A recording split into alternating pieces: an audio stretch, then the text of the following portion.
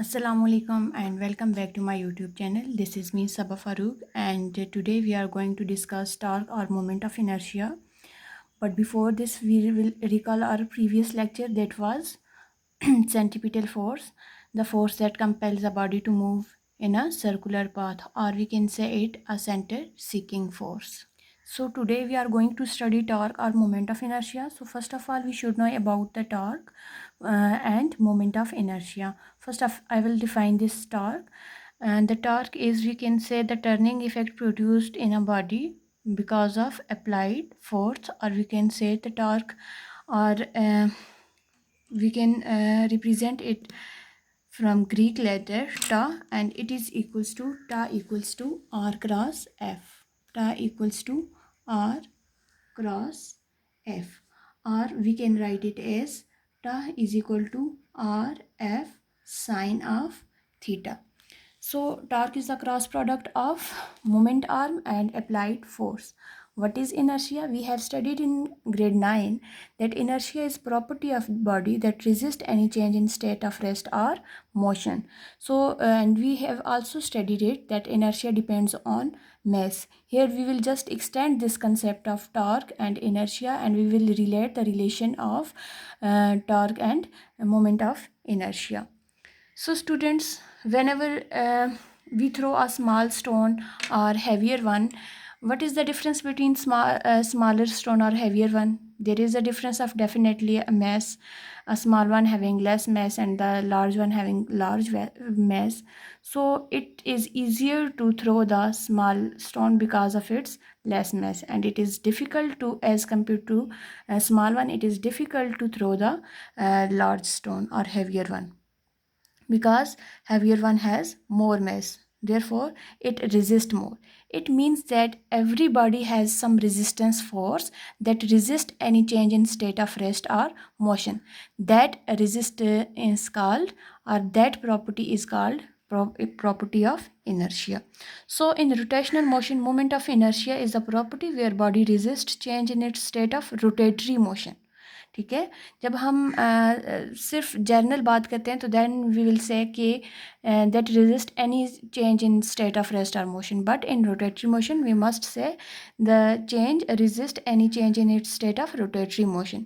So the moment of inertia plays the same role of rotational motion as the mass does for translational motion.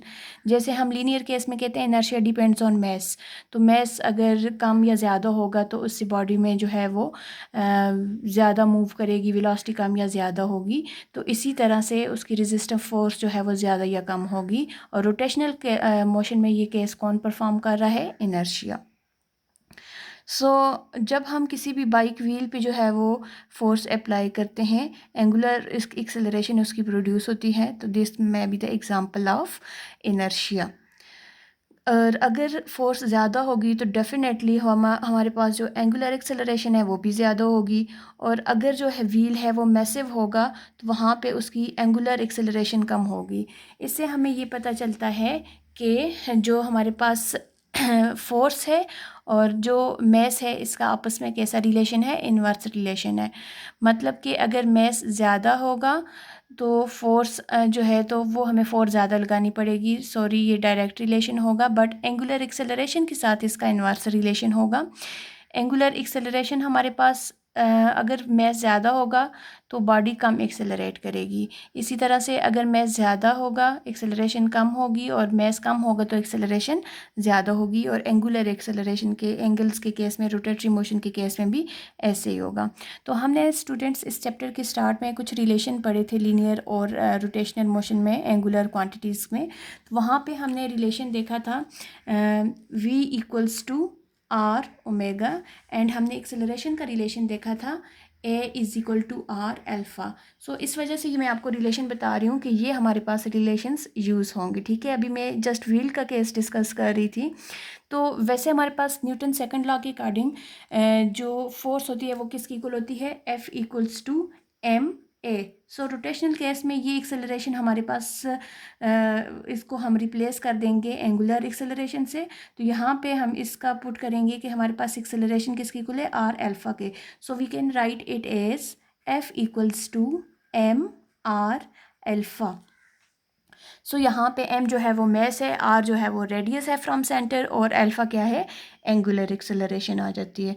तो यहाँ पे जो हमारे पास force है, तो फोर्स ज़ाहिर है हम जब टार्क का रिलेशन देख रहे हैं तो हमारे पास क्या होता है, टार्क किसके इक्वल होती है, टा इक्वल होता है टार्क। मैंने आपको बताया कि ये हमारे पास किसकी इक्वल होती है, आर क्रॉस एफ के, और साइन ऑफ थीटा होता है। तो जाहिर है साइन ऑफ थीटा आ गया, इट मीन्स कि जब हमारे पास फोर्स और मोमेंट आर्म आपस में परपेंडिकुलर होंगे तो वहाँ पे टार्क मैक्सिमम होगी। जैसे अगर मैं लिखूँ कि tau is equal to are f sine of 90, so sine of 90 हमें पता है कि ये किसके इक्वल होता है, 1 के इक्वल होता है। So we are left with tau is equal to are F, और we can write it as F. यहाँ से एफ की हम वैल्यू पुट करेंगे, एफ हमारे पास किसकी इक्वल है, एम आर अल्फ़ा की इक्वल है। सो यहाँ पे अगर इसकी वैल्यू पुट करें, क्योंकि हम टार्क का रिलेशन देखना चाह रहे हैं ना मोमेंट ऑफ इनर्शिया के साथ, tau is equal to r as it is रहेगा। एफ किससे रिप्लेस होगा, एफ की वैल्यू किसकी इक्वल है, m are alpha. So m are alpha, r and r will be r square, so ta is equal to m r square alpha. Students ये हमारे पास यहाँ पे रिलेशन आ जाता है टार्क का और एंगुलर एक्सेलरेशन का, but we want relation of torque with moment of inertia. So moment of inertia का याद रखना है, जो हमारे पास इक्वेशन होती है वो किसकी इक्वल होती है, डिनोट हम इसको करते हैं आई के साथ, और आई इक्वल होता है हमारे पास एम आर स्क्वायर।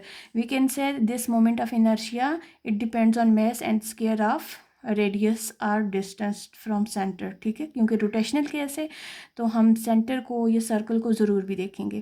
तो यहाँ पे I is equal to M R square है, can I replace this M R square with I, because we want relation of torque with moment of inertia. So equation will become tau is equal to M R square will be replaced with I moment of inertia with alpha as it is रहेगा। तो यहाँ पे हमारे पास ये relation आ जाता है torque और moment of inertia का, और ये रिलेशन आप लोगों ने याद रखना है, इंतहाई इम्पॉर्टेंट है। आपके पास अक्सर एमसीक्यू में भी ये चीज़ आती है, torque end moment of inertia का क्या रिलेशन है, किस इक्वेशन से हमें रिलेशन पता चलता है। So this will be the final equation for the relation of torque end moment of inertia. So students अगर हम ये भी कह सकते हैं the product of moment of inertia I and angular acceleration of body gives us the magnitude of torque acting on it. तो इस base पे हम इस तरह से टार्क को डिफाइन भी कर सकते हैं। अब हम कंसिडर करते हैं हमारे पास इरेगुलर शेप बॉडी है जो जिसके मैसेज जो हैं वो इरेगुलरली डिस्ट्रीब्यूटेड हैं। सो हम सबसे पहले क्या करेंगे, उसके मैसेज को डिवाइड करेंगे स्मॉल पैचेस में, और फिर जो है वो उनका moment of inertia find out करेंगे। For example if we have this type of body, तो ये इरेगुलर शेप बॉडी है, ठीक है। तो इसको क्या करेंगे, सॉल्व करने के लिए सबसे पहले इसको स्मॉल पैचेस में क्या करेंगे, डिवाइड करेंगे and call them m1 m2 m3 up to हमारे पास mn हो जाएंगे। तो इसका मोमेंट ऑफ इनर्शिया हम कैसे फाइंड आउट कर सकते हैं, I इक्वल्स टू, अगर हमारे पास मेस 1 है तो इसका रेडियस 1 है तो हम कहेंगे m1 r1 का स्क्वायर, इसी तरह से ये I1 हो जाएगा।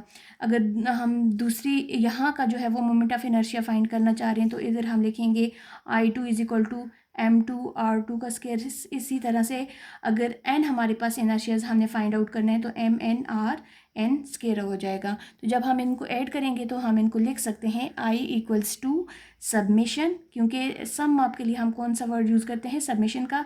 या सबसे पहले हम इनको ऐड करेंगे टोटल इनर्शिया फाइंड आउट करने के लिए, तो लिखेंगे total inertia I equals to m1 r1 square plus m2 r2 square plus m3 r3 square up to mn rn का स्क्वायर। एंड नेक्स्ट स्टेप में हम ये लिखेंगे कि वो प्लस प्लस प्लस लिखना है, it will be more hectic. Then हम जो है वो इसके लिए शॉर्ट एक लेटर यूज़ करेंगे, दैट इज़ ग्रीक लेटर है सिग्मा सबमिशन, ठीक है, सम के लिए यूज़ होता है। और साथ में हमारे पास क्या आ जाएगा, MIRI का square, where I starts from 1 and I ends at n। तो this is the moment of inertia of the given rigid body.